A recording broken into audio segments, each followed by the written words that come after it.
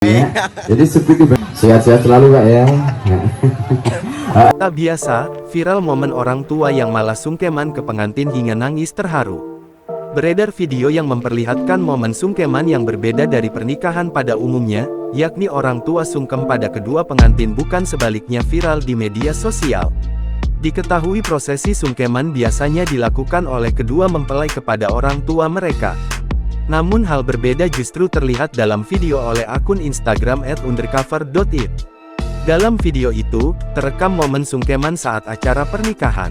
Acara pernikahan tersebut digelar dengan cukup meriah. Ketika direkam sedang berlangsung acara sungkeman.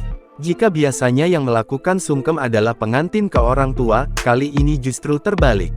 Putra dari beliau Iya, mama seneng sore dari juga seperti mana banyak.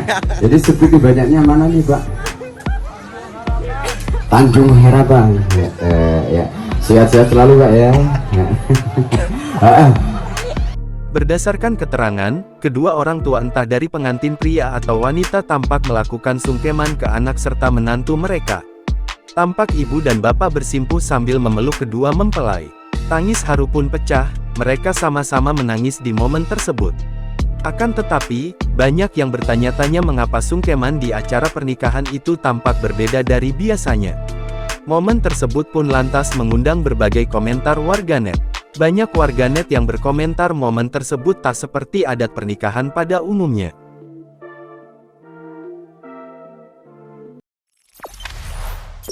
Jangan lupa subscribe, share, komen, dan like ya.